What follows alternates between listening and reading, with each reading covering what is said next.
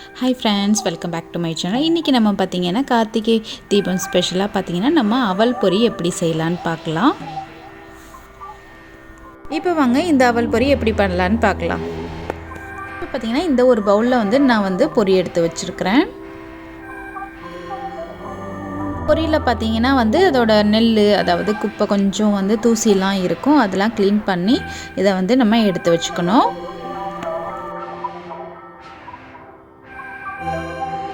இதுக்கு தேவையான அளவு நான் இப்போ வெல்லம் எடுத்து வச்சிருக்கிறேன். வேணும்னா ஒயிட் சுகர் கூட சேர்த்துக்கலாம். இப்போ இந்த வெல்லத்துல பாத்தீங்கன்னா நான் கொஞ்சமா தண்ணி ஊத்தி இத நல்லா கரையிற அளவுக்கு கரைச்சி எடுத்துக்க போறேன் இந்த வெல்லத்தை.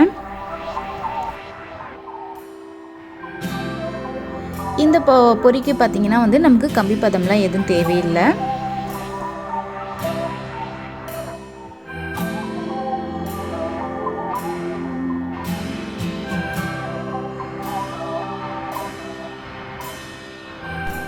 வெல்லம் கரைஞ்சதும் நம்ம ஸ்டவ் ஆஃப் பண்ணிட்டு இதை நம்ம ஃபர்ஸ்ட் வடிகட்டிக்கலாம்.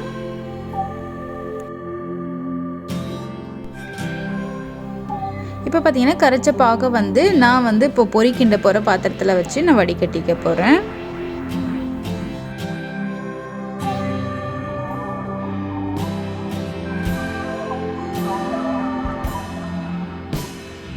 இப்போ ஒரு கம்பி பதம் வர அளவுக்கு நம்ம இதை ரெடி பண்ணிக்கலாம்.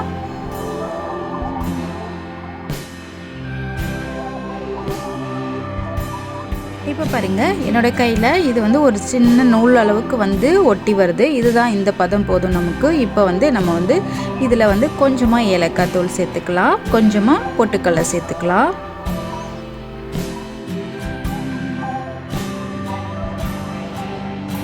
இது சேர்த்ததும் இப்போ நம்ம இதை மிக்ஸ் பண்ணிக்கலாம்.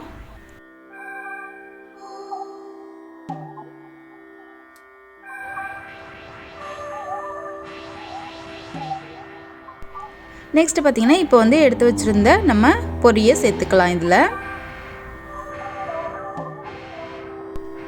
பொரி சேர்த்ததுமே நல்லா மிக்ஸ் பண்ண ஆரம்பிச்சிருங்க. நல்லா மிக்ஸ் பண்ணி எல்லாத்துலேயும் நமக்கு பாகு நல்லா மிக்ஸ் ஆகி வரணும். இதில்